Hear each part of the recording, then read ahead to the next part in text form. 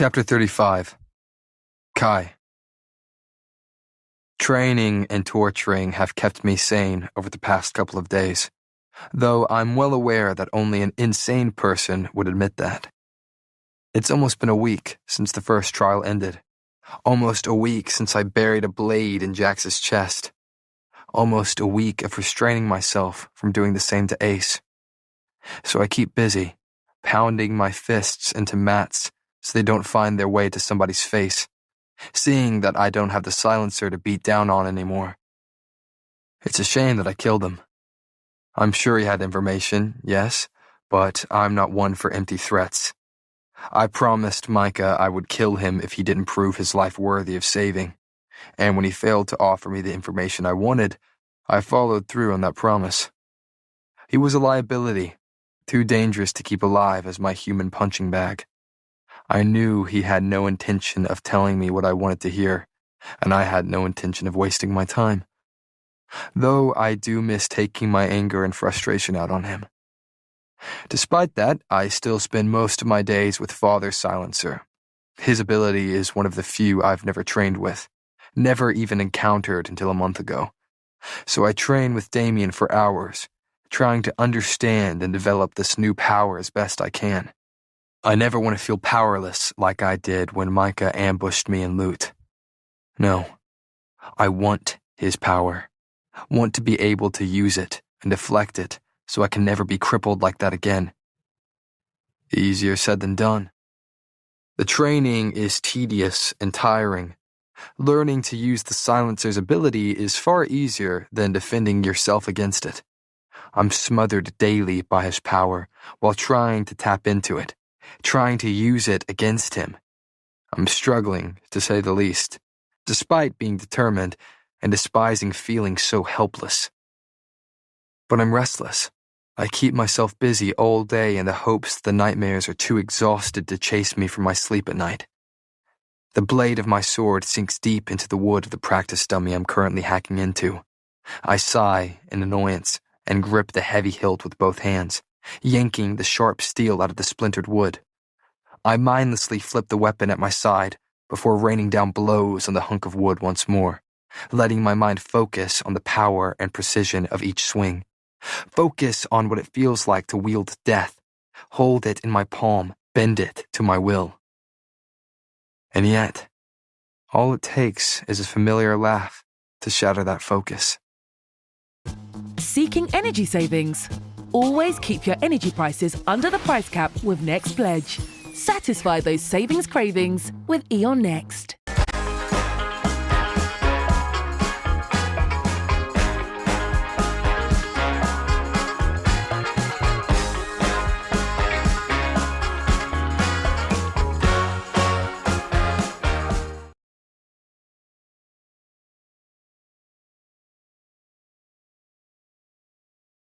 She's leaning against that padded tree she likes to pummel so much, Kit standing close.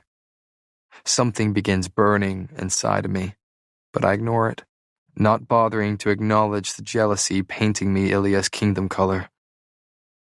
My eyes are glued to the two of them as they talk casually. Payton seems to be far more comfortable with Kit as of late, spending time with him outside of training and meals. I will the jealousy to seep from my bones, to simply evaporate, but it gnaws and nags with every thought of the two of them together. Payton nods to Kit with a smile before he turns and heads back toward the castle, while I force myself to focus once again on training. I cut and slice at the wood with my sword, the tension in my shoulders easing with every swipe. How about a rematch? I hit the wood hard, slicing the sword deep across the dummy's chest. Payton waits patiently as I slowly turn around, swinging the sword in slow circles at my side. I don't bother smiling as I casually say, "Someone's in the mood to lose?" The shadow of a frown shades her face as she crosses her arms. "And someone's just in a bad mood." I chuckle humorlessly. "Darlin', this is not me in a bad mood. There would be a lot more blood if that were the case." She gives me a small smirk. "Well, I won't have to take your word for it, because after I beat you, I'm sure I'll get to witness one of your bad moods firsthand." I sigh, giving in. Fine. Hand to hand again? No, she says slowly. I was thinking we could do something different. And why is that? I take a step closer to her, leaning in as I say, is hand to hand too distracting, having to be so close to me? She somehow manages to take a step even closer. Not at all. I don't get distracted, Azur. That sounds like a challenge. Only if you're in the mood to lose. Plagues, this girl. She smiles up at me. So, how about archery? Unless, of course, your pride can't handle losing to me. Again. Oh, that wouldn't be a problem, because I won't be losing. I pull my face away from hers and brush her shoulder as I pass. I know what she is doing, and I welcome the distraction. Welcome her being the distraction. I pull a bow off one of the weapon racks and throw a handful of arrows onto the ground between us. Peyton already has her weapon in hand, already facing the battered target over 15 yards away. 3 rounds, she says, not taking her eyes off the target. We each get 3 shots per round. Highest score wins. Fair enough? I extend my hand towards her to shake on the rules, as is customary. She slowly grasps my hand, holding it firmly as her calluses brush my own. Then I tug her towards me, pulling her against my chest where I murmur close to her ear. Good luck, Gray. She rolls her eyes at me, but mine are locked on her. I don't need luck when it's you I'm competing against, she says coolly, her growing smile smug. I can't help but huff out a laugh. After a moment too long, I let her go, and she turns to face the target with a smile. When I don't move to knock an arrow, she throws an expectant glance at me, to which I respond with a gesture towards the target. Ladies first. Oh, right. I forgot you were a gentleman. She snorts before knocking an arrow. I cock my head, watching her as she holds the bow as if she is left-handed, though I know she isn't. Interesting. I blink, and an arrow is sailing through the air, landing just shy of the bullseye.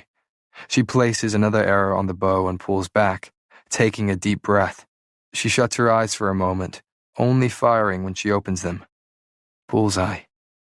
I watch her follow the same routine with her final arrow, watch her arm strain as she pulls the bowstring back, watch her eyes flutter shut in concentration, watch her breathe deeply before sending another arrow sinking into the bullseye. Damn. Archery has never been my favorite, and clearly Peyton doesn't feel the same. She's a natural.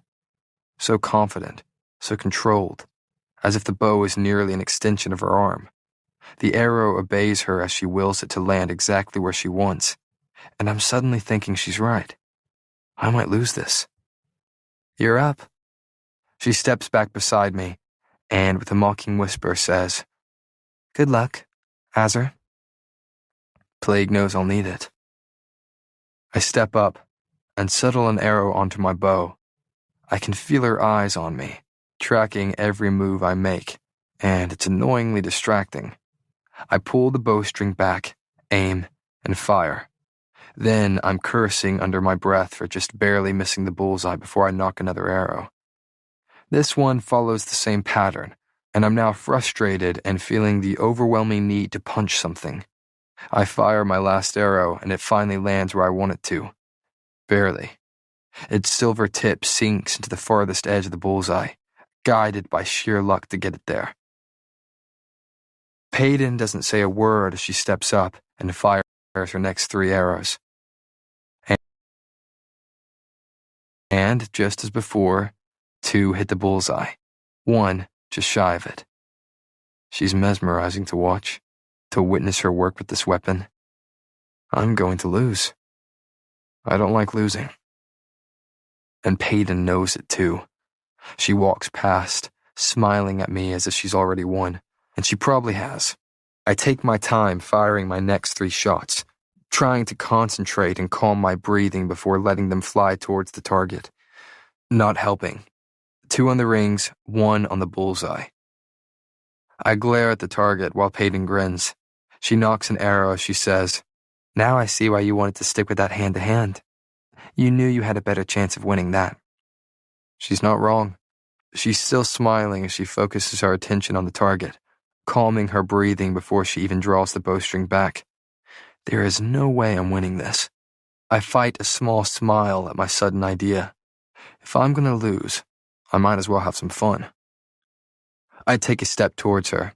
Then I slowly step behind her, close behind her. My chest presses against her back at the same moment I let my hand lazily find her waist.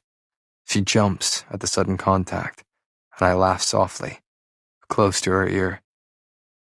"What are you doing?" Her words are breathless, but she doesn't move, frozen against me. My lips are close to her ear as I murmur, "Distracting you." She lets out a forced laugh, feigning confidence. Words fail her when my hands begin exploring further along her waist, her abdomen, atop her thin tank. She swallows. "I told you I don't get distracted." "Yes." My fingers begin tracing lazy circles up and down her side. "And I could have sworn you tapped your left foot as you said it." I lean in even closer, whispering against her ear. "And we both know that means you're lying." The truth is, I'm the one lying. Her foot is the last thing I'm paying attention to. But I know she's lying nonetheless, and I'm going to prove it. "Well," she clears her throat, trying to concentrate on forming words and not my fingers. "You're wrong."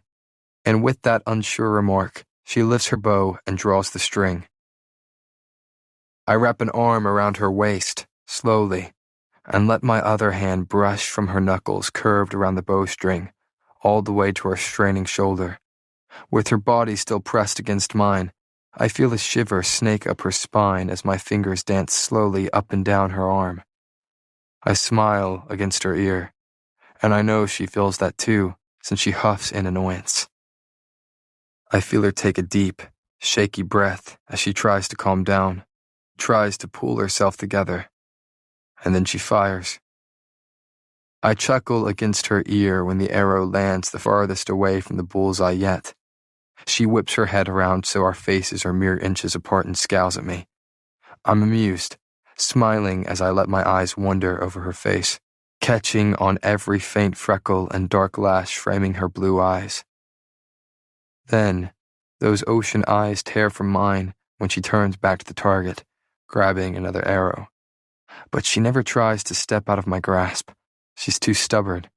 If she moves now, she knows it'll only prove just how much I truly distract her. So, she knocks the next arrow and breathes as the breeze blows a strand of silver hair into her face. I reach around and gently, slowly, tuck it behind her ear as I whisper into it. "Why is it that you're shooting with your left hand?" It's a random question, used to distract as well as satisfy my curiosity.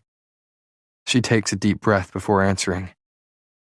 "Would you believe me if I said it's because I wanted to go easy on you?"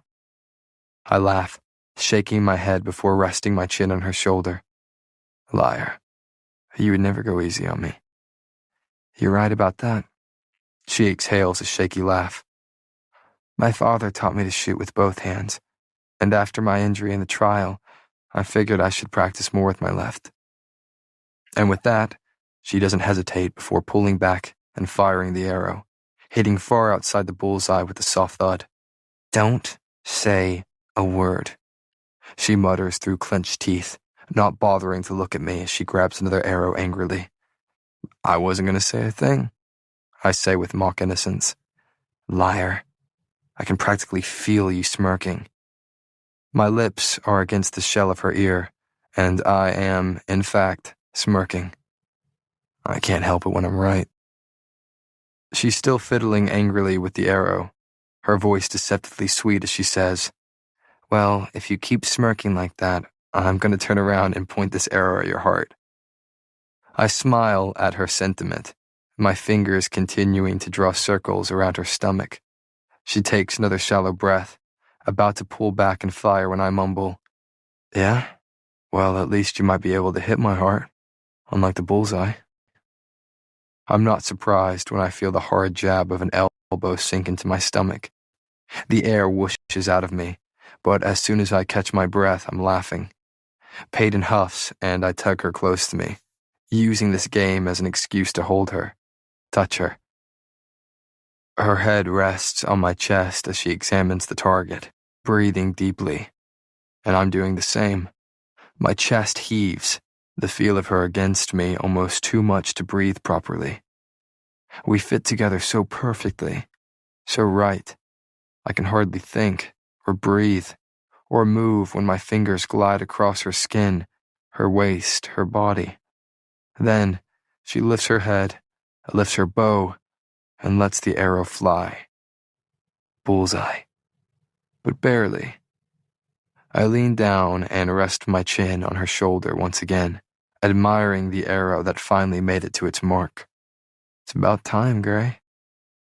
Let's see you do any better. She scoffs, pulling away as I reluctantly let her. I sigh and grab an arrow, settling it onto my bow. I fire quickly, hitting the ring closest to the bullseye, swearing under my breath.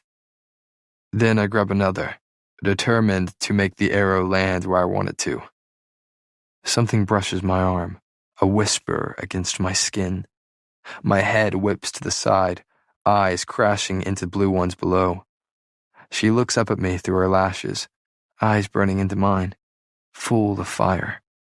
Her hand hovers just above the exposed skin on my arm, teasing without touching.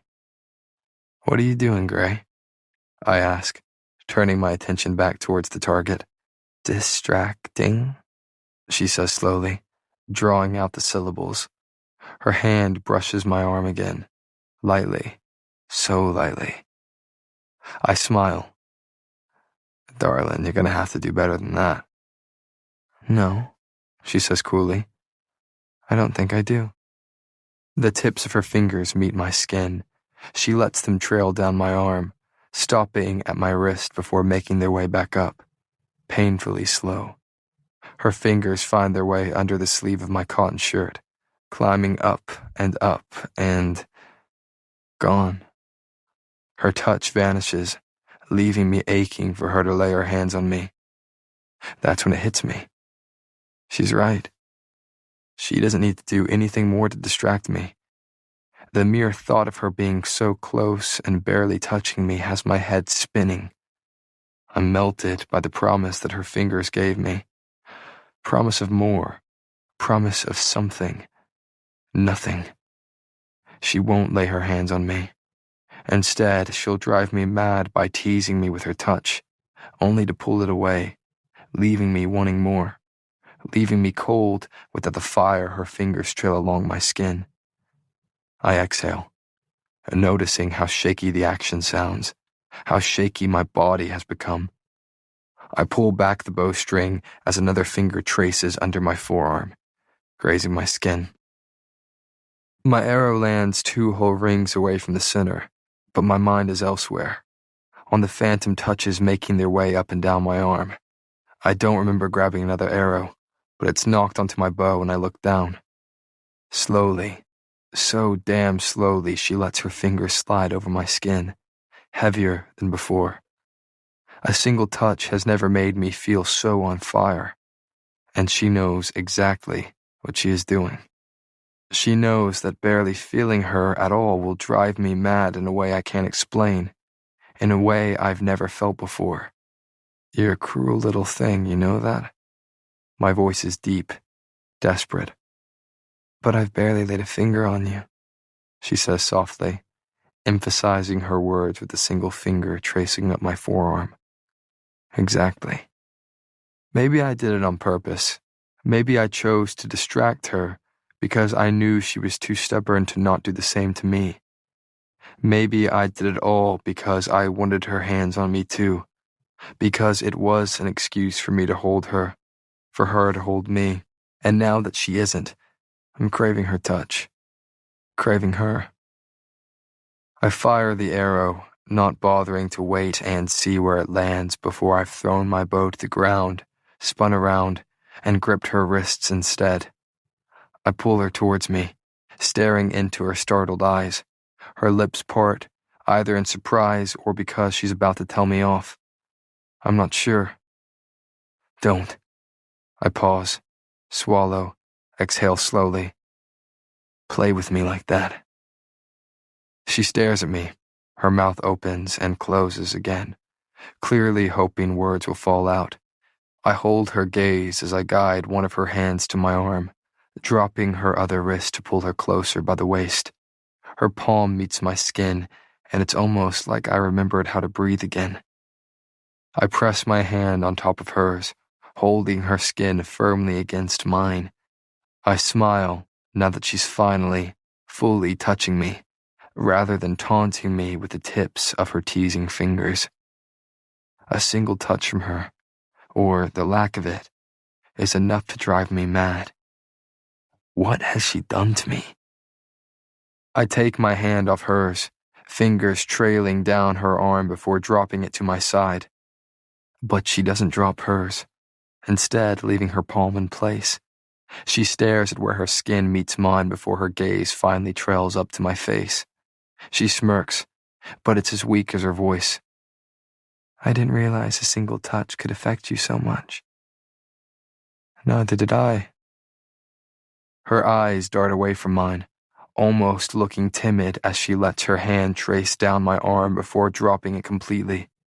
Then she cranes her neck, looking around me at the target behind. She smiles at what she sees. You lost, Azar? Chapter 36. Payden. Focus, Payden. Just calm down and focus. You can do this. I nod in response to Kit's reassuring words, shutting my eyes before taking a deep breath. After a moment, I peek at him and nod again. Okay, I'm ready. Kit heaves a dramatic sigh, his eyes filled with amusement. Then he says slowly, 3. I smile knowingly back at him. 2. I tilt my head up. 1. In a flash, he throws something into the air. I open my mouth expectantly, ready to savor the sweetness of the chocolate, only for it to land on my nose before bouncing off onto the floor. Kit's laughter echoes off the walls of the busy kitchen, and I catch the servant smiling at the familiar sound. He holds a hand up to me when I start to speak, clearly needing a moment to collect himself before he looks at me. But when he finally straightens and meets my gaze, he's laughing again. Okay, so my coordination when it comes to catching food in my mouth isn't great. I mumble, unable to stop my smile from spreading. Isn't great? Kit runs a hand through his messy hair, still choking on laughter. Tell that to Gale who has wasted half her chocolates on you. I cross my arms defiantly. Well, you didn't catch every chocolate either, Your Majesty. Kit leans closer and flashes me a smile. True, but I at least ate the evidence. You, on the other hand. His gaze slides to the floor now littered with sweets. Did not. I snort, drop to the ground, and begin collecting the tiny chocolates in my cupped hand. Kit's suddenly crouching in front of me, helping place them in my awaiting palm. I stare at him for a moment, still stunned with every show of kindness or shared smile. But with all the time I've been spending with him lately, the differences between the king and his son seem to surprise me less and less. A partnership I only accepted to get noticed by the people has now blossomed into an unlikely friendship. It isn't hard to spend most of my days talking and spending time with the future king to find the tunnel for the resistance. None of it is hard, though the guilt that is eating away at me for doing it is. I selfishly find myself wishing he was more like his father, because it would make this betrayal far more bearable. A small, pretty servant passes by, gasping at the sight of us. I know, Kit sighs. She's horrible at catching things in her mouth. No, Your Highness. The servant rushes over, alarm written all over her face. Please don't trouble yourself. I'll clean this up right away. Before I can speak, she's already dropped beside me and begun plucking the chocolates from my palm. Thank you, Liza, Kit says, standing. He holds out his hands for me, and I take them, letting him pull me to my feet. Liza smiles at her prince. "It's my pleasure, Your Highness." Of course he knows his servants by name. Dozens of them bustle about around us, bumping into each other in their haste to get where they need to be, while a booming voice calls out to us. "Kit, I love you, dear, but I don't think my kitchen can hold one more person." I spot Gail eyeing us from across the room, smiling at what she sees. Then she gestures with her hands, shooing us out of the door. "But since I'm kicking you out, you will have to come visit me again soon." Kit chuckles and places a gentle hand on my back, and I don't flinch away from his touch. He guides me towards the door while calling out, "Oh, you couldn't keep me away, Gail." The hallway is teeming with servants, all busy and bustling in preparation for the next ball tomorrow night, a reminder of the dwindling time I have left to find the tunnel that leads into the box. I've spent day after day with Kit, earning his trust, all while crafting a plan to get the information I need. I almost run into a servant, or rather, he almost runs into me. The gangly boy shouts his apologies before scurrying off to wherever it is he needs to go. Perfect timing. Here goes nothing. I turn towards Kit and force out a laugh. Don't you ever just need a break from the chaos of the castle? Even as I say it, I already know the answer. He practically admitted to feeling trapped in the palace, in his position, when we were stuffed in the safe room together. And yet here I am, using that information he trusted me with against him. He looks at me, eyes seeming to search mine with a certain sadness. "You have no idea." I throw my arms out, exasperated. "So why don't you? You could visit Loot for a day. Granted, there's just as much chaos there as in the castle, but it's a different kind of chaos. You blend in. Let the chaos wash over you until it's a familiar feeling, until you become a part of it, swallowed in it. Come on, say yes." Kit's staring at me like he can't believe what he is seeing. A slow smile is spreading across his lips, green eyes sweeping over my face, as though he's worried I'll stop looking at him again. "What?" I ask, slightly concerned. He blinks and shakes his head slightly, trying to clear it. "Nothing. It's just the way you talk about Loot." He looks away, muttering something that sounded like, "Hell, just the way you talk." I don't dwell on it before slowly asking, "So, is that a yes?"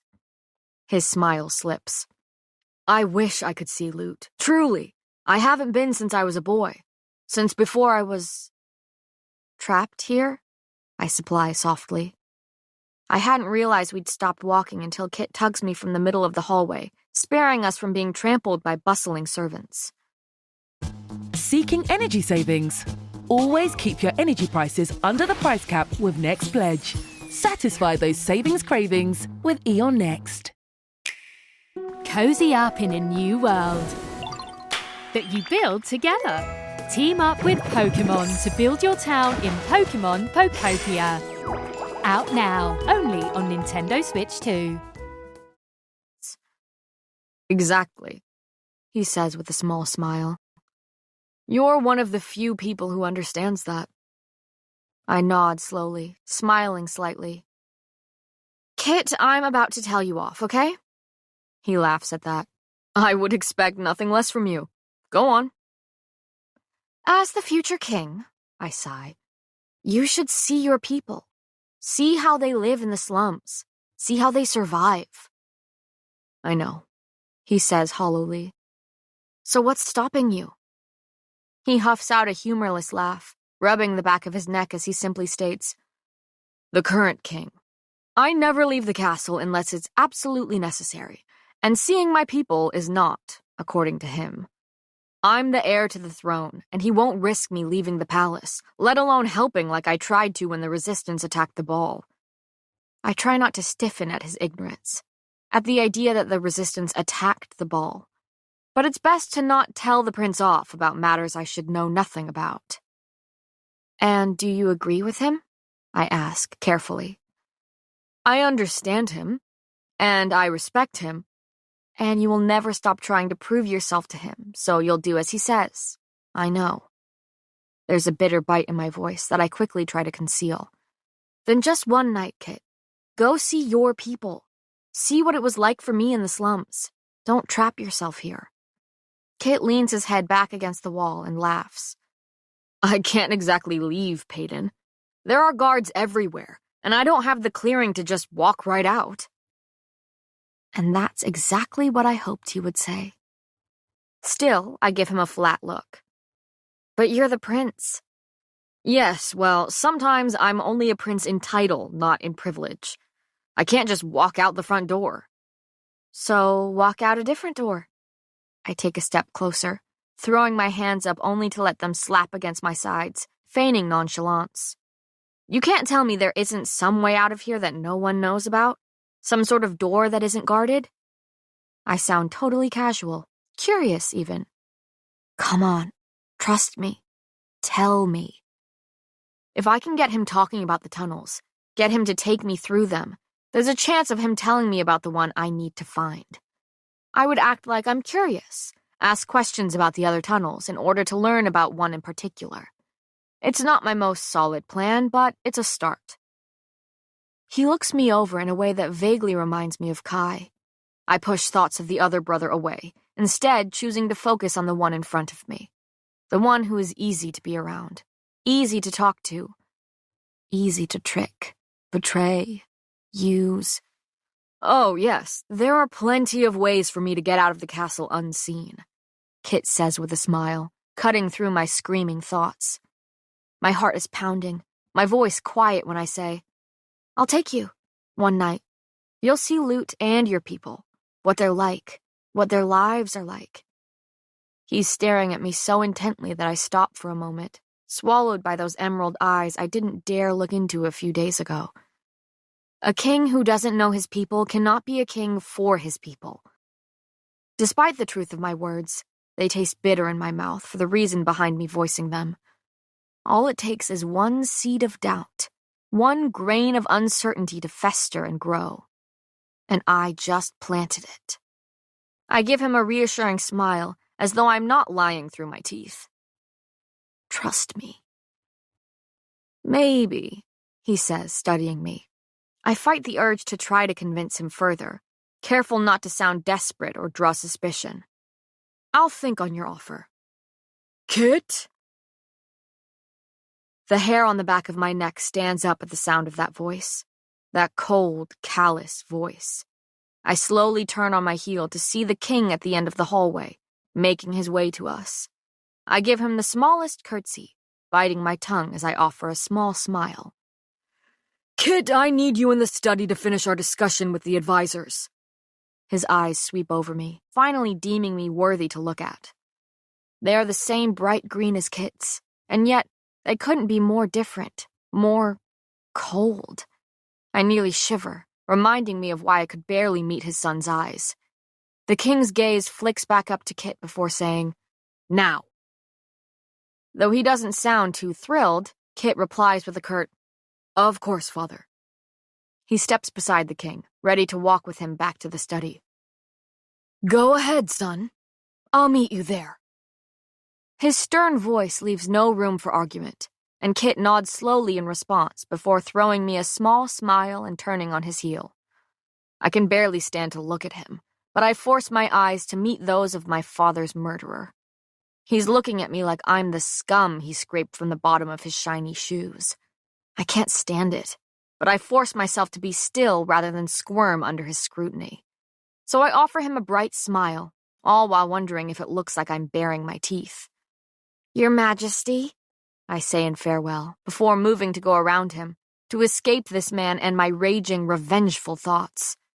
His shoes click against the stone floor as he steps in front of my path. I halt, looking up at his large frame. He's in great health for his age, making it easy to see where his sons get their strong build and handsome features from. The similarities between Kit and his father are astounding, but it's the king's brawny ability I'm focused on, reminding me of the fact that he could snap my neck with ease.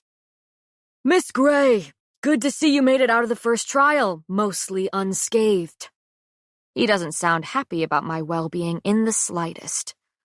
Well, Thanks to my son, that is. I can only imagine the king's reaction upon seeing the footage of Kai with me in the trial. I know he hated it. Hated that his son helped me. A no one. A mundane. A slummer. An ordinary. Yes, I am grateful I had Kai as my partner, I say coolly, unsure of where this conversation is heading. The king looks down at me, eyes narrowing. Before he can say anything else, I add, and I am very much looking forward to the next trial. And the one after that. Lies. I just wanted to see the look on his face when I sounded so confident about surviving that long. I follow up my statement with a fake smile, ready to leave him and this conversation behind when he says, "Let me be frank, Peyton. You are not winning this." I stiffen. I'm sorry? I know that is what you want. To win the purging trials and have a better life for you and your seamstress friend. He laughs, bitter and biting. That reminds me, I should congratulate you for the little stunt you pulled with your dress at the ball. You certainly got what you wanted, reminding the people of their silver savior. I look away, unable to stare at him any longer as he continues with a wave of his hand. Tell me, have you seen the polls? I had. A day after the showing of the first trial, the contestants' scores and votes from the people were combined and tallied up. The rankings of the remaining 7 opponents were everywhere, displayed on banners and flyers throughout the city.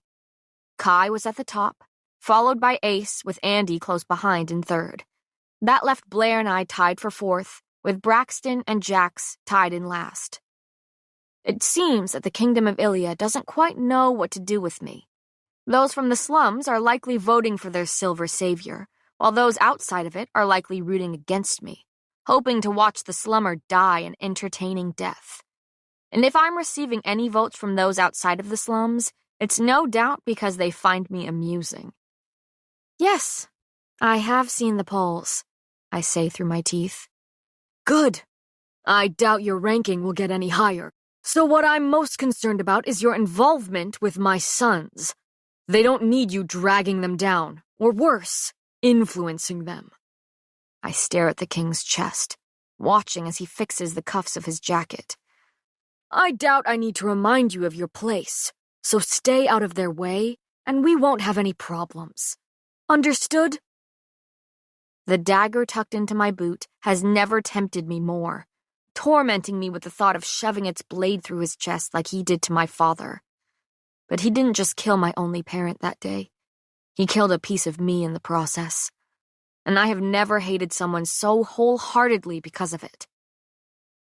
My fists are clenched tightly at my sides, fingernails biting into my palms, but I school my face into a submissive, sweet expression when I say, Understood, Your Majesty. If I didn't want to win before, I certainly do now. Good, he says curtly. Then we should thank the plague that you are alive and well. Isn't that right? There is a certain challenge ringing in his tone, flashing in his eyes. I mirror his smile, even as I swallow my pride. I've never said the filthy phrase, and I swore I never would. And yet here I am, opening my mouth to let the words fall out as though they aren't foreign on my tongue, as though they aren't leaving a foul taste in my mouth. Yes, thank the plague indeed. Hold still or I'm going to poke your eye out. I grumble while Ellie only grins. She's still swiping a wand across my lashes despite coming dangerously close to accidentally blinding me on several occasions. She likes to blame it on my squirming, and I like to blame it on her unsteady hands. All right, time to suck it in. Adina is bubbling over with excitement behind me, her hands gripping the laces of my dress. She allows me one final breath before pulling the ties tight, squeezing the air out of my squished ribcage. She works the laces, slowly pulling the bodice tighter to cinch the open back together. Gripping the chair in front of me, I gasp. One more pull, and I think a rib will puncture my lung. I doubt Adina can even hear me over her squeals of delight. Pay, it's perfect! I was a bit worried about the hem, but look at it. It falls just right, and the cut is incredible. She pauses, huffing out a sigh. Forget it. Just look at you. Her hands grip my arms as she spins me towards the mirror, her glowing face peeking over my shoulder. I blink, and the girl in the mirror does the same. The silver dress I wore to the first ball was stunning, seductive, where this one is simply beautiful, breathtaking. Deep red fabric envelops me, pooling to the floor. It's shimmery and sleeveless, but rather than the bodice being rounded at the top, the edges end in elegantly pointed corners. It's tight, cinching in my waist with the laces at the back, now tied into a neat bow and exposing skin between the fabric holding the dress together. The skirt is full, revealing the wide slit up my right leg where my father's dagger is displayed for all to behold and be baffled at. Adina, I love it. I trail off while my eyes trail over the fabric hugging my body. Then my gaze meets the excited hazel one in the mirror, and I turn to face my best friend. I love you, Adina. She glows, beaming at me brightly. And I love you, Pei. Her smile turns sly. And everyone is going to love you in this dress, especially a certain prince. It's not difficult to figure out that she's referring to Kai. I shoot her a look, not particularly wanting to talk about this topic. Adina? What? She asks far too innocently. In case you've forgotten, I watched the recap of the trials. I saw what happened between you two. She quirks an eyebrow. And I've been waiting for you to come and talk to me about it. Well, there's nothing to say. She gives me a flat look, forcing me to add. All right, I don't know what to say. He's confusing and captivating, and I'm failing miserably at keeping my distance. Right, she says quietly. Because you're you. And he's him, I sigh. Because I am an ordinary, and he's the future enforcer. Adina huffs dramatically. Well, I don't blame you for not being able to stay away. I mean, look at him. I roll my eyes, laughing despite myself. In an attempt to avoid this current conversation, I marvel in the mirror at what the girls have turned me into. My hair is pulled into a complicated braid down my back, combined with my dark makeup that frames my eyes in shadow and my lips in shiny gloss. Miracle workers. That's what they are. We're talking and laughing when a sharp knock sounds at the door. Lenny whistles when he sees me. Look at that. You actually look like a princess, princess. Chapter 37. Payton. If I get stung, I'm blaming you, Lenny mumbles. He leads me through the gardens, passing dozens of gawking guests. Not only is your dress attracting a lot of attention, but it's also attracting a lot of bees. I try to stifle a snort as I look down at my gown that matches the deep roses lining the stone path we are walking. Guests mill about the gardens, making their way to the decorated wide patch of grass beyond the fountain where I splashed their future king in the face only a few days prior. Since the trials themselves aren't the only things different this year, the second ball is being held in the gardens, where the setting sun glints off goblets of champagne, casting everything in a dull gold. We step off the path and onto the edge of the plush open grass, eyeing the tables of desserts and grand garlands strung from surrounding sweeping trees. The musicians are tucked under a drooping willow, half hidden behind the curtain of swaying leaves as they strum a lively tune. At the center of the festivities lie overlapping patterned rugs on the grass, all varying in size and style to create a colorful dance floor where several couples are already spinning. Well, unfortunately for you, I'm not your date, Lenny says with a dramatic sigh. So this is where I must say my goodbyes. I huff out a laugh. However, will I make it through the night without you? He sweeps into a mocking bow. I know. Be brave, princess. Now go find your prince. And then he straightens, winks, and walks off into the gardens.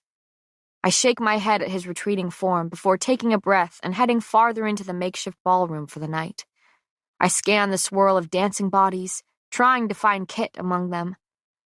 "It's a good thing you're wearing that dress, or I might have never found you." I jump at the sound of Kit's voice behind me and spin to face him, my skirt swishing around my legs. He smiles and shakes his head, taking me in from head to toe. "Although, even if you were wearing green, I doubt you'd blend in." I swallow, unsure of what to say to that before settling with a soft, "Thank you." He holds out his hand. "Dance with me?" I place my palm in his and nod before I'm swept onto the dance floor. I feel as though I'm dancing with an entirely different boy than I did at the previous ball, except the only thing that's changed is my perspective of him. We talk casually as we dance, and it's a relief to be able to look into his eyes, to not flinch away from his touch. "Did my father say something to you yesterday, after I left?" Kit asks curiously when the song comes to an end. I open my mouth, ready to spew a line, when a cold voice cuts me off. "May I cut in?" I take a deep, annoyed breath before turning my head towards Blair, who's waiting to whisk my partner away. She's paired her smirk with a deep green dress decorated by intricate beading that clings to her form. The look Kit gives me is comical. I choke back a laugh as his eyes bore into mine, pleading with me not to leave him. I give him a small smile, hoping he sees the apology in my eyes as I say, "Of course, he's all yours," pinning me with a stare as I step out of his arms and am quickly replaced by Blair. "Have fun," I add, unable to hide my smile. Kit gives me a look that promises revenge, and I choke back a laugh at the sight of it. I spin around, still smiling, and collide with something solid. No, someone solid. Something wet splatters across my cheek as I back away from the body I've so ungracefully rammed into. The scent of wine mixed with pine hits me, and I swallow, knowing exactly who stands in front of me before I raise my face to meet his. Kai smiles, looking equally rugged and handsome in the final rays of the setting sun. His hair is messier than normal, with his ruffled inky waves falling wherever they please. His eyes are a bright, cloudy sort of gray, alight with amusement. The suit he wears and crisp white shirt beneath are not only slightly rumpled, but now partially stained a deep red. Red wine sloshes in the glass gripped in his hand. Well, there's little left, seeing that he's now wearing most of it, thanks to me. My eyes snap to his when he bursts out laughing. Several of the guests around us cast bewildered glances in our direction, having heard his unusual outburst. And I'm quite certain my expression mirrors theirs. His shoulders are shaking with laughter, and I halt, holding my breath. His grin is wide, wild, displaying a stunning smile accompanied by deep dimples. I'm suddenly concerned. Wine is dripping from the edges of his suit, and he can't seem to stop laughing long enough to notice or even care that my clumsiness has ruined his clothes. I clear my throat, eyeing the guests eyeing us as I say, "Kai?" Another deep rumble of laughter at the sound of his name. "Why don't we go get you cleaned up?" I grab his hand before he has a chance to argue or laugh some more, and lead us to the bordering trees, aware of the eyes tracking our every move. I snatch a handkerchief from one of the long tables before shoving us under the drooping branches of a shadowy willow tree, shielding us from the gossiping guests. Kai leans against the rough trunk, grinning wickedly at me. I give him a quick once-over, assessing the damage I did to his clothes along with his strange behavior. He leans close, too close, studying me thoroughly. "You know," he breathes the words in a way that sends a shiver down my spine. "You didn't have to spill my drink all over me to get me alone. You could have just asked me to dance." I meet his gaze before it begins to trail lazily down my body. I hold my breath, practically feeling the path his eyes are burning. Then, slowly, so insufferably, sensually, scandalously slow, his gaze makes its way back to mine. "Better yet, you would have made me come to you in that dress, sooner or later." I swallow. My eyes scan over him, taking in the rumpled clothes, the rumbling laughter, the flirty rambling, though I suppose that's nothing new. "You're drunk," I sigh out the words, shaking my head at him. He's smirking at me again, though it's wilder than the ones I've grown so used to. Maybe a little. I roll my eyes, wadding up the cloth I grabbed and beginning to undo the button of his suit coat to try to sop up the shirt beneath as best I can. Are you undressing me, Gray? His face is close to mine again, breath tickling my cheek. I mean, I can't say I didn't think this day would come. He adds with an amused whisper.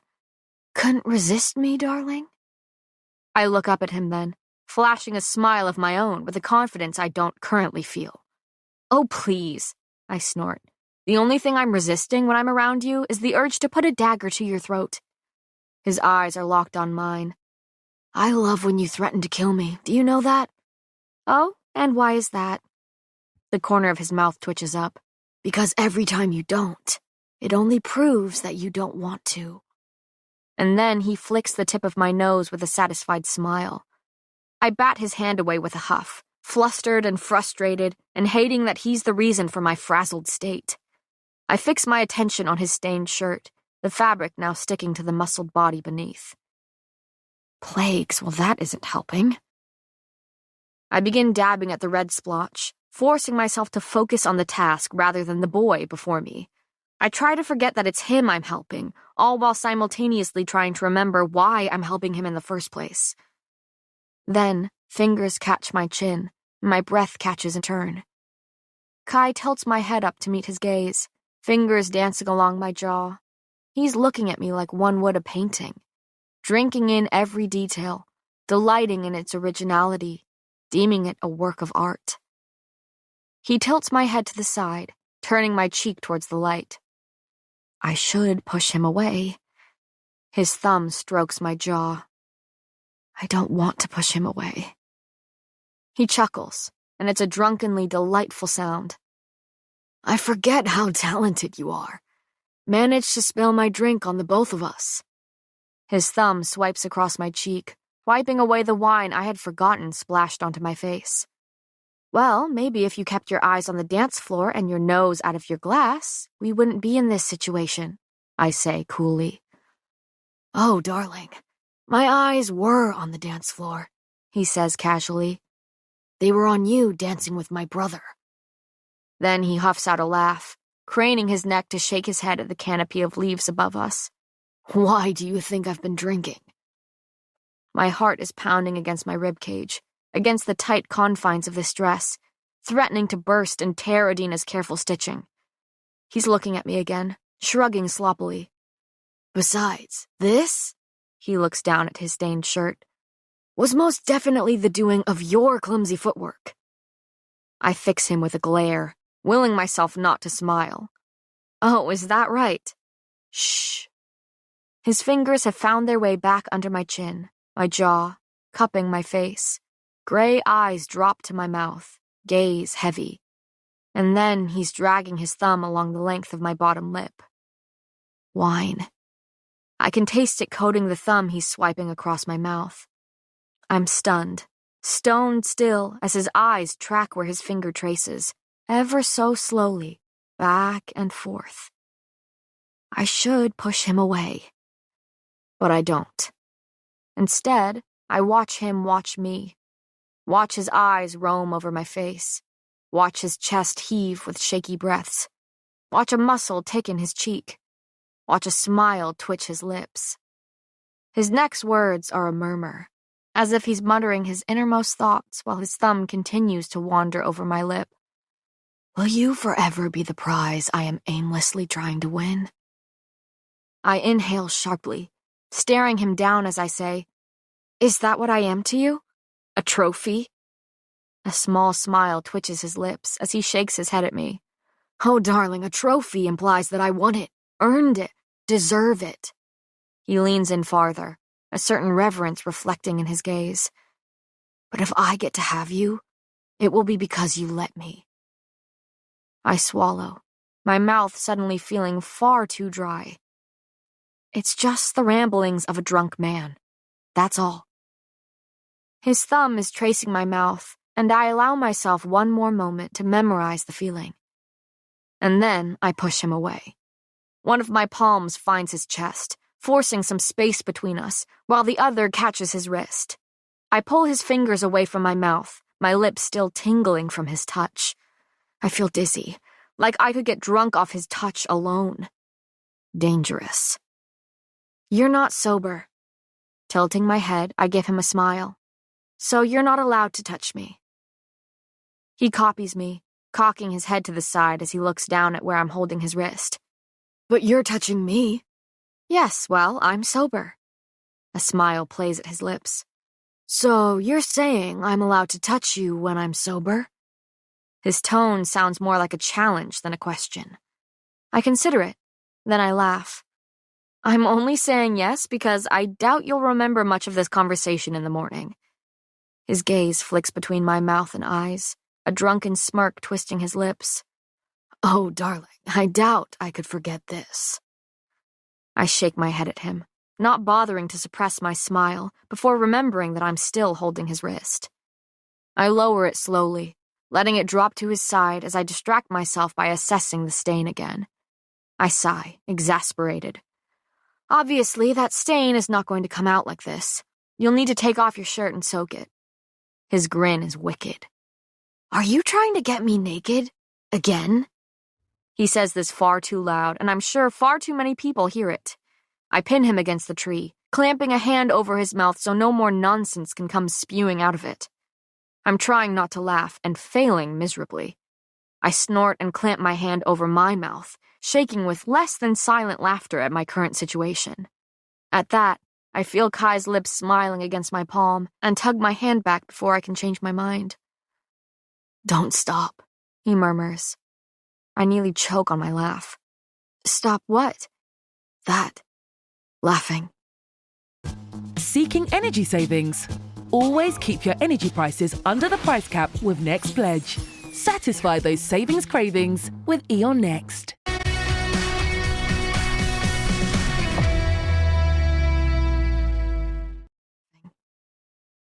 I still at his words, unable to stop myself from falling silent.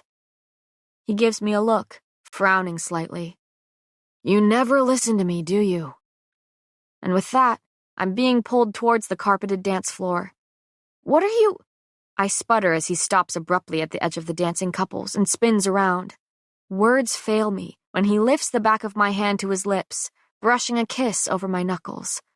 Then his mouth finds the pad of my thumb, lips lightly pressing there before they vanish so quickly I wonder if I've imagined it. I'm stunned into silence. Kai seems pleased by this. Still holding my hand and grinning widely, he sweeps into a surprisingly steady bow as he says, May I have this dance?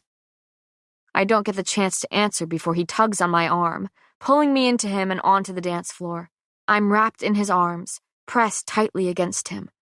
His mouth is suddenly at my ear, murmuring, I wasn't really asking. I pull back so I can look into his face, scoffing. I thought you said you were a gentleman. Only when I want to be. My eyes wandered to his stained shirt, visible to everyone around us. Kai, your shirt. Maybe you should change, darling. He cuts me off with a humored huff. I'm used to being covered in other red, sticky liquids far worse than wine. True. I try to push the gory thought away and let him sweep me across the rugs. The sun has set, casting the guests beside us in shadows and flickering lamplight. It's so familiar, the feel of each other, the footwork, the flirting. Familiar. But what amazes me the most is how steady and sure Kai is on his feet. How articulate he manages to be even while intoxicated. I suppose some masks never seem to slip. And then it finally happens. Kai stumbles, if only for a moment. A slight trip of his feet. Look who has the clumsy footwork now, I smirk, not realizing how badly I've wanted to see him struggle during a dance. During anything. He gives me a dull look. Yeah, well, that tends to happen when you're drunk. You said you were only a little drunk, remember? Fine.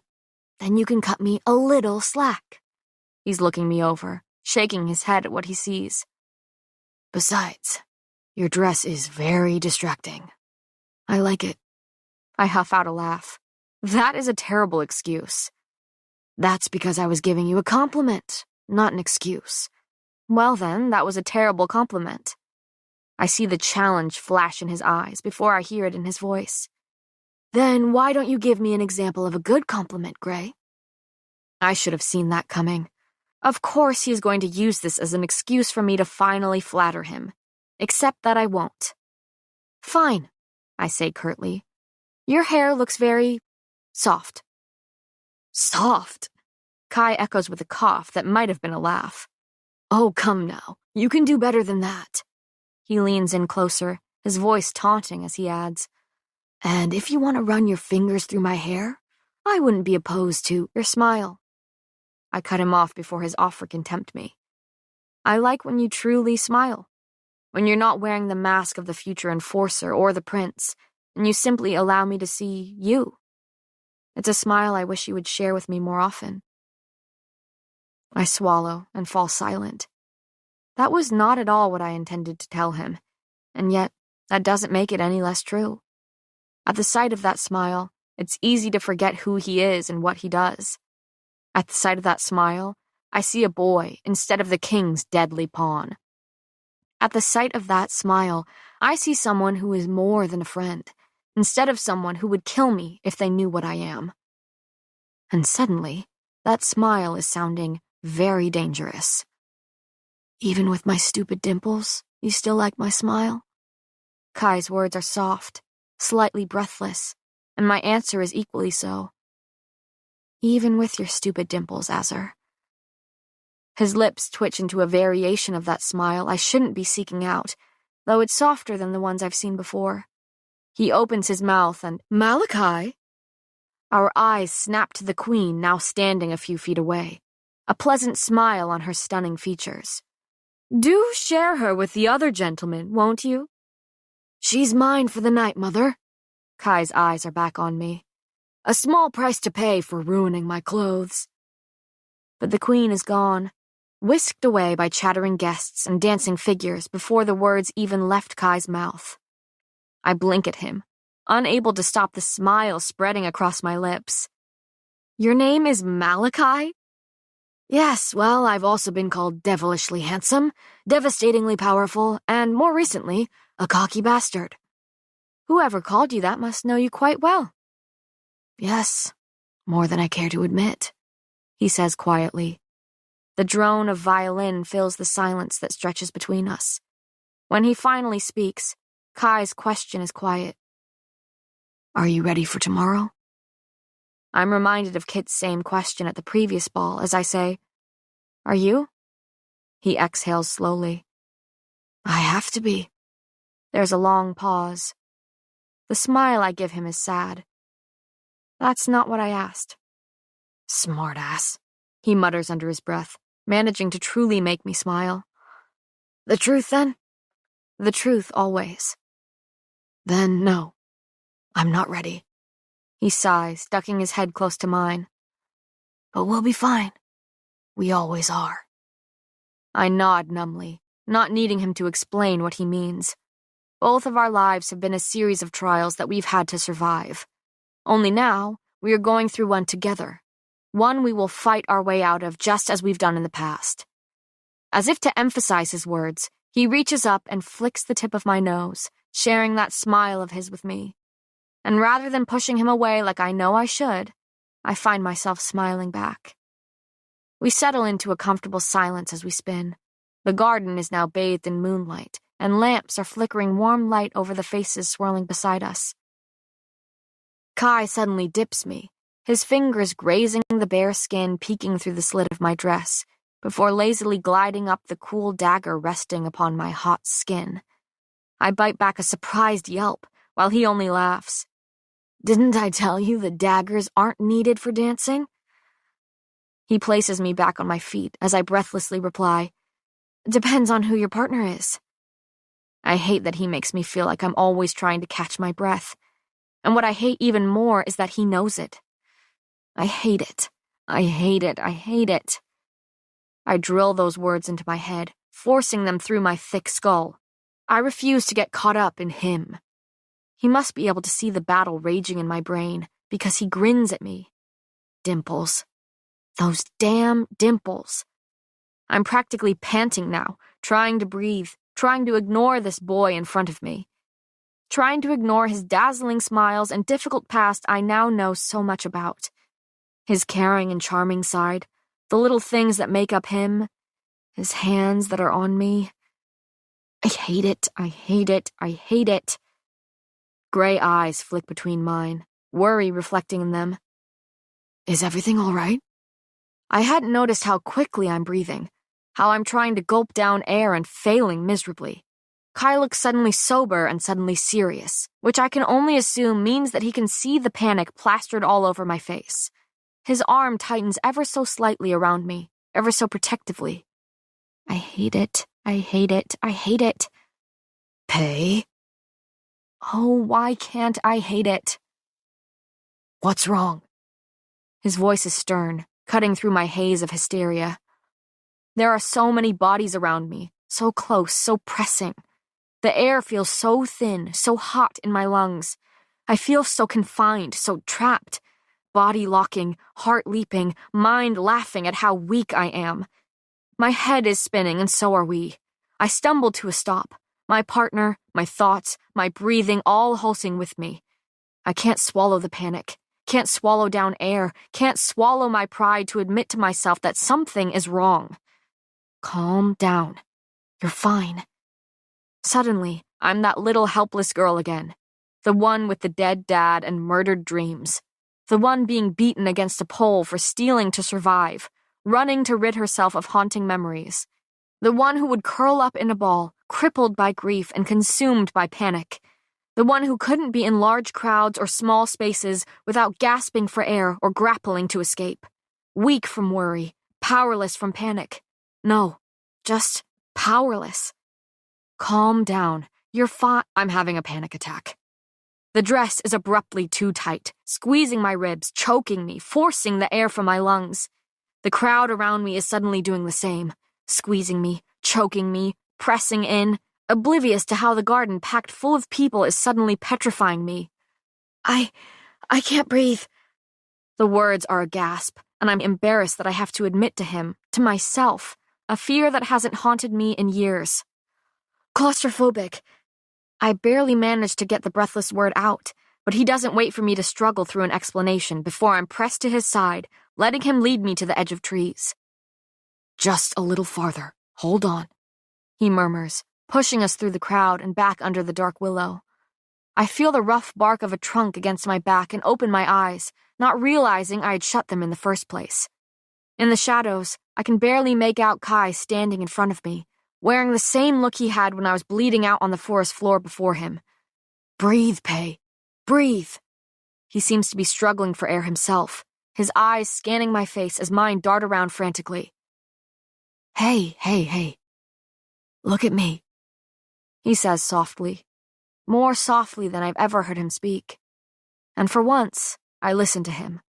I'm blinking rapidly, studying his shadowed face in the darkness, trying to calm myself. Though, technically, he was the reason for this panic attack in the first place. He made me panic. He makes me panic. I let my mind get out of control and spiral, my deep-rooted fear of claustrophobia only uprooting after the initial panic that was caused over him. Caused by my frustrating feelings for him. I'm still breathing heavily, struggling to get enough air into my lungs. He's kept his distance from me, giving me space. But now he's slipping an arm around my back, gently, slowly. Air floods into my lungs as if I've been underwater this whole time and only just broke through the surface. I gulp it down, greedily, relishing how it feels to fully breathe again.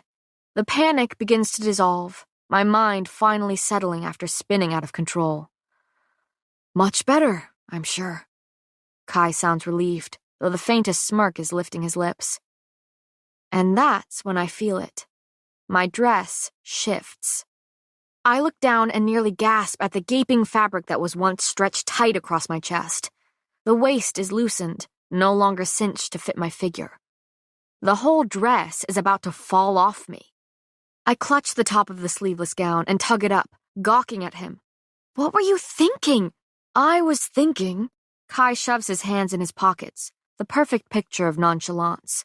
that you couldn't breathe, and as much as I like that dress on you, I figured you would look just as good in it with the laces undone." He dips his head and smiles to himself, apparently humored by this. "So you could breathe, of course." He winks. I'm fuming. "I am going to thank me," he cuts in, pulling at the cuffs of his jacket. My eyes have adjusted to the dim light, and I'm not surprised to see the amusement reflected in his when he meets my gaze. There is no trace of the worried male only moments ago. I have one hand holding the top of the dress, while the other grips the two pieces of the back together, since, thanks to Kai, the laces aren't doing that anymore. "If I had a free hand right now," I say through clenched teeth, "I would pull my dagger on you." "I'm glad to see you're feeling well enough to threaten me again." He tilts his head, giving me an assessing look. He's right. I should thank him. I hadn't realized how tight the dress was until the panic had me panting for air. Hadn't realized that simply being able to take a deep breath again would clear my head more than I ever thought possible. Untying the laces was brilliant, but I'm not willing to tell him that. Distraction. The word echoes in my head, and I begin to wonder if that is what Kai is doing. Again, turning my attention from my panic and pinning it on him. Using my anger and annoyance to distract, divert. But it's not his calculating that shocks me anymore. It's his caring. It's that he understands exactly what I need. "Hey." He's closer to me now, all amusement wiped from his face. "Are you all right? Truly." "Yes, thank you." His lips twitch. "Not for undressing me," I huff, "but for helping me." He shrugs. "Same thing." I roll my eyes at him while my hand toys with the laces of my dress, despite knowing I won't be able to tie them. "Can you?" I heave a sigh, annoyed that I have to ask this of him. "Can you tie the laces again for me?" He studies me for a long moment. "You should retire for the night. Get some rest." "Well then, I'm going to have to make it back to my room without this dress falling off of me." His lips twitch, and I know him well enough to know that he's likely restraining from saying something wildly inappropriate in response. But when he takes a step towards me, he only says, "Fair enough." "It doesn't need to be tight," I say, turning slowly towards the tree. "But I do need the dress to stay on." I barely hear his soft steps behind me before I feel his fingers brush my bare back as he gathers the laces. He pulls gently at the ties, as though almost unsure of himself. I almost laugh. The action feels far too timid to belong to the prince behind me. "I must admit that I'm far better at undoing laces than tying them," he says distractedly. I huff. "Of course you are." His quiet laugh stirs my hair, and I still. He tugs on the ties one last time before tying them swiftly, his calluses brushing my skin. I suppress a shiver and turn towards him, smoothing the skirts of my gown. That gray gaze slides up my body before meeting my eyes, his voice rough when he says, "You're not suffocating?" "No," I laugh. "I'm breathing just fine, thank you." I move to step out from under the cover of the willow's drooping branches when Kai steps beside me. "I'll walk you to your rooms," he says simply. "You don't need to do that." "You're right. I don't." He threads my arm through his as we begin walking through the crowded garden toward the castle. "But I want to." I duck my head and smile. I could get used to you being a gentleman, Azar. He's quiet for so long that I think he might not respond. But when he does, I hear the smile in his voice. "And I could get used to being one for you, Gray." Chapter 38. Kai. "You're terrible at this game." Kit responds with a loud laugh that is only cut off when he brings the flask to his lips and takes a sip. After swallowing, he sputters. "The game is to drink every time Jack steps on Andy's toes. How can I be terrible at that?" I take in my brother's flushed cheeks and messy hair, knowing I likely look the same. We've been sitting on the grass and watching guests spin across the colorful carpets under the starry sky for nearly an hour now. The rough bark of the tree I'm leaning against digs into my back now that I've discarded my suit coat, wearing only my stained button-down. Kit gives me a look, still patiently waiting for an answer to his question, and I don't hesitate to give him one. You're terrible at it because you keep missing your mouth. We're both laughing when Kit wipes the whiskey dripping down his chin. It seems we haven't outgrown our tradition of drinking during these bowls, and I'm happy to see that some things never change. Wait for it, Kit murmurs, his eyes trained on Andy and Jax dancing with the other couples. Jack stumbles with a laugh, his long legs getting tangled in the steps before his foot lands on top of Andy's. And there it is. He never disappoints. Cheers, I sigh, grabbing the flask from him to take a sip that burns my throat. Kit watches me. Are you sure you should be drinking when you have a trial tomorrow? Have a little faith in your enforcer, brother. I've faced worse things than a hangover. When he doesn't respond, I follow his gaze, finding it pinned on father and mother swaying slowly. This is the happiest I've seen him in, well, years, Kit says quietly, all traces of humor gone from his voice. I nod in agreement, watching the king smile at his queen in the way he's only ever done for her.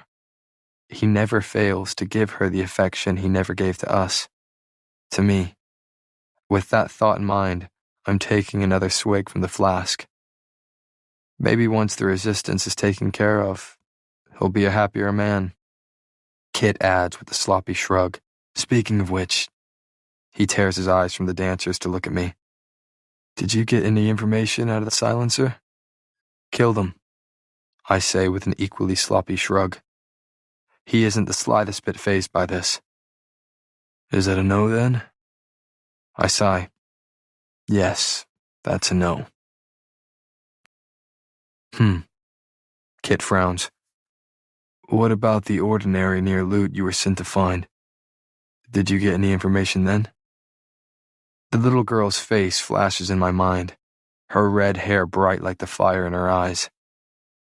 The ordinary was a child. I doubt she knew anything about the resistance. We are silent for a moment before Kit clears his throat. How young? Too young. He nods slowly. So, you didn't go through with it? I stiffen slightly. Kit and I never talk about this. Never talk about the time he found me in the stables, covered in blood and vomiting after one of my first missions into the city to kill an ordinary.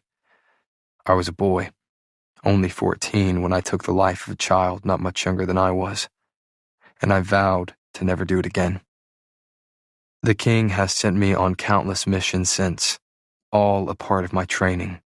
Kit may be the one trapped in the palace, but I have never known freedom from killing, never known choice. So, I steal back the one stitch of sanity I can by banishing ordinary children with their families, even if I am still condemning them to death. No, I didn't go through with it, I answer slowly, only trusting my brother with the weight of those words.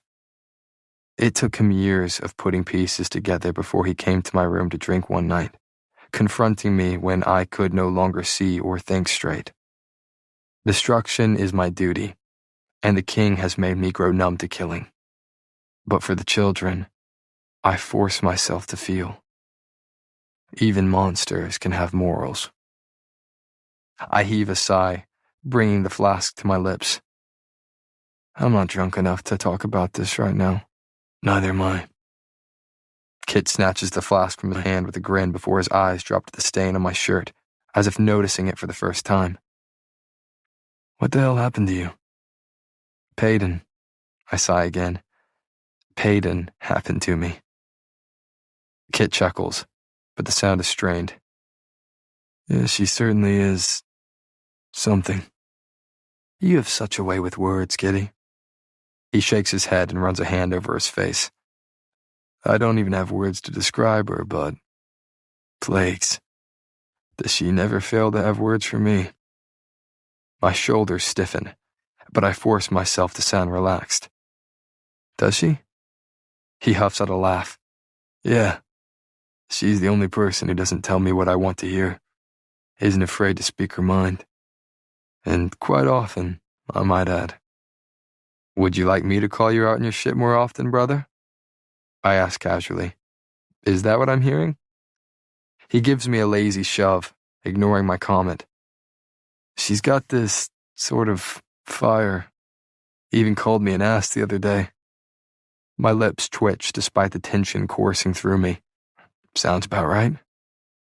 It's strange, he says quietly, his eyes scanning the crowded garden. I haven't known her for long, and yet I find myself wanting to know her for longer. Silence stretches between us, his words hanging in the air. Maybe I was wrong, I say stiffly. Perhaps you do have a way with words. He turns towards me with a crooked grin. And what do you think about her, My eyes drop to the stain on my shirt. I smell of wine and whiskey and the faintest hint of lavender that always clings to Peyton. And with the way she clung to me tonight, the sweet scent of her seeped into my clothing to distract me.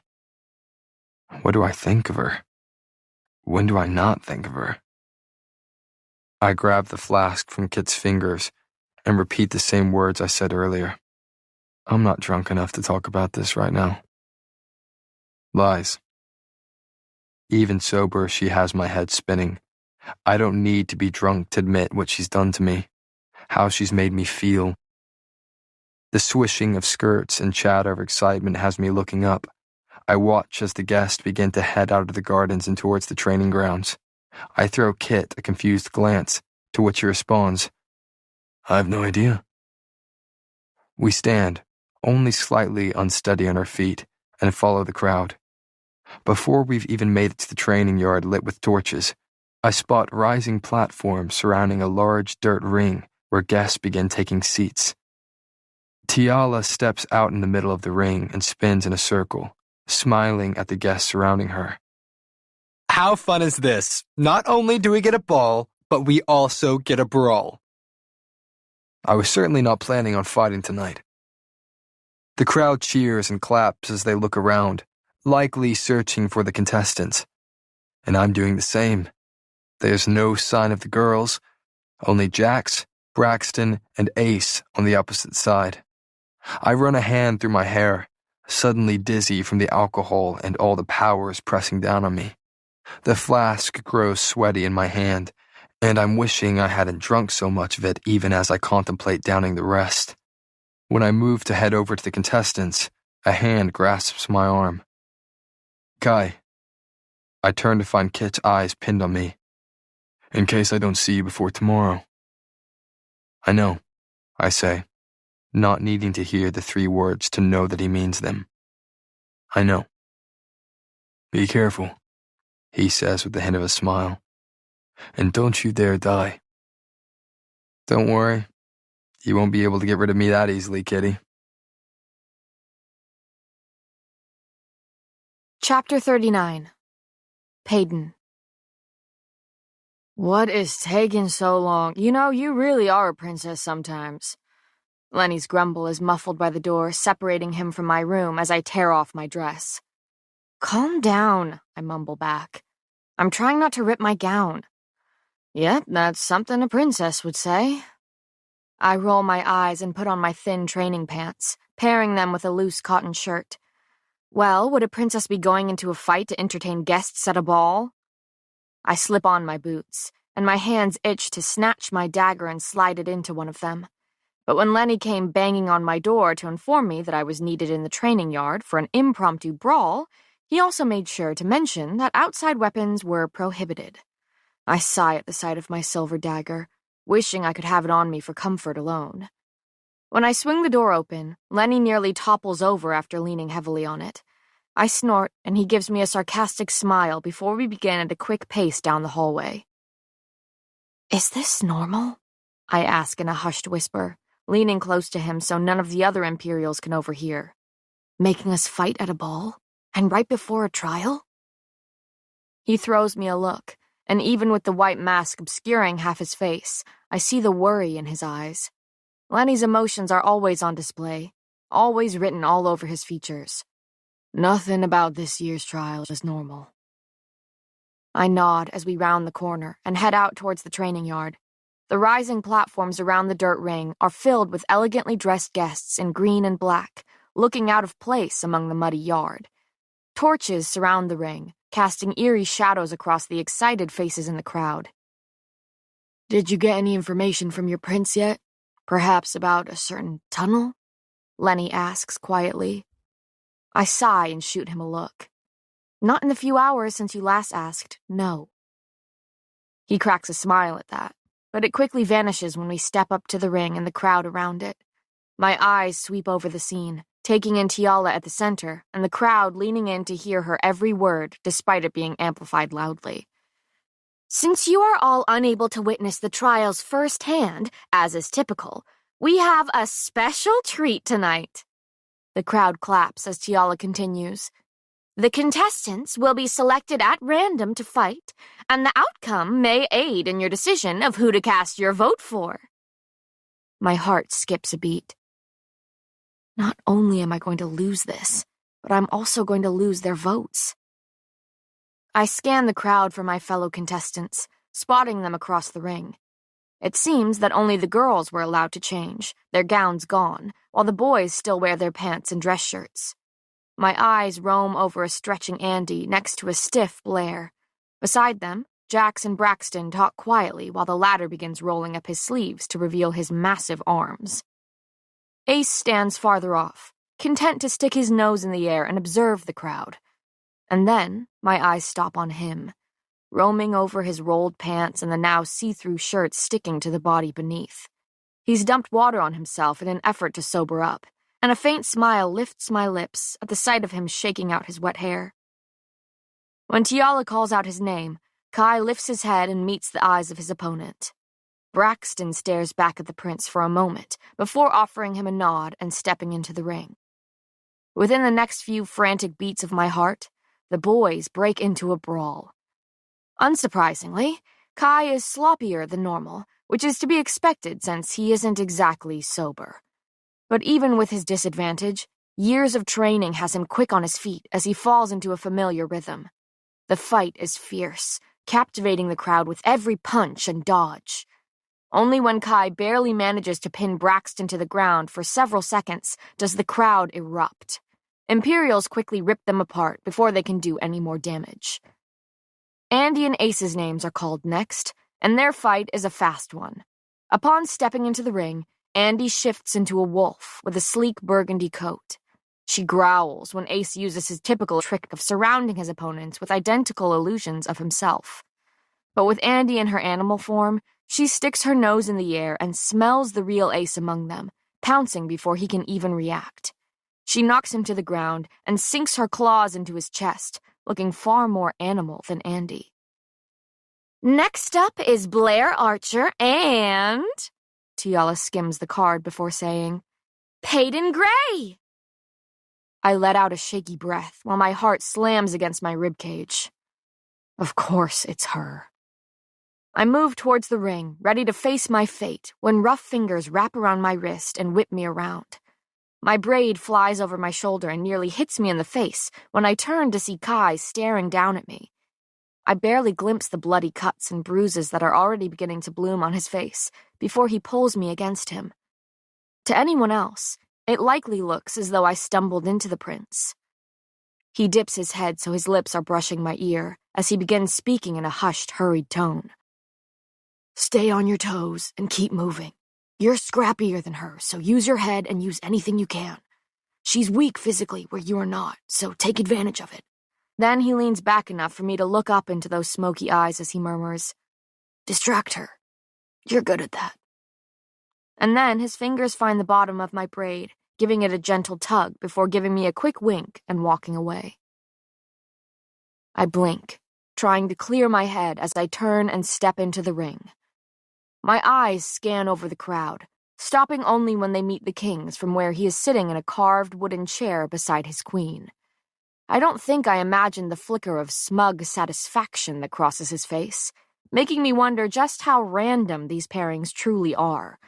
It wouldn't surprise me in the slightest if this were the king's doing, wanting to see Blair tear me apart just as much as the people likely do. Kit's smile couldn't look more different than his father's beside him. He gives me a small nod, encouraging me with one slight gesture. A flash of lilac draws my attention back to the ring and the opponent standing before me. Her hair is currently tied up with a strap, swinging back and forth as she strides forward. The moment her feet meet the dirt, the game begins. A knife whizzes over my head right as I drop to the ground. I hear a cynical laugh bubble from her throat as an axe flips through the air towards me. She is pelting me with weapons from the racks surrounding the ring, and though I'm not entirely sure that's allowed, I don't exactly have the time to think about it with all the dodging I'm doing. I lunge to the side as a small, wickedly sharp knife cuts through the air, cutting my skin along the way. Hot, searing pain slices across my cheekbone, bestowed by the blade. "Did your psychic abilities not warn you that was coming?" She croons, continuing to hurtle scattered weapons at me. I can vaguely make out shouts coming from the crowd circling us through the blood pounding in my ears. The only thing I've accomplished in this fight so far is tiring myself out. It's clear she doesn't want the match to end anytime soon, or else she would choke me and call it a day. No, she wants to have some fun with me first, wants to show the crowd what she can do. I can't stay on the defensive much longer, but I also don't want to end up like a pincushion needled with knives. Here goes nothing. I charge at her, but instead of running at her head-on, I zigzag. Her eyes widen slightly, clearly not expecting this, but she recovers quickly and continues to throw weapons, branches, and rocks at me. If I can just get my hands on her. She's no fighter, and she knows it. That's why she hides behind her power, like most elites do. This match would already be over if it weren't for her ability. Despite all my zigzagging, she keeps pushing me back towards the edge of the ring. I can't gain any ground with her hurtling sharp objects and forcing me to dodge them. A rock hits my shoulder, hard. Think. Blair halts her assault of flying objects only to raise me off the ground with a flick of her wrist. A strangled cry tears from my throat as I hover a meter above the packed dirt. And then she drops me. I hit the ground with a thud. The air rushes out of my lungs, leaving me gasping for breath. A cloud of dust drifts up from where I lie sprawled on the ground, choking on the humid air. Get up. Everything aches, but I scramble to my feet while Blair looks slightly surprised I even bothered. Distract her. Kai's words ring in my head, followed by an idea. I snatch a rock from the ground, the one that's likely the cause of my aching shoulder, and clutch it in my fist.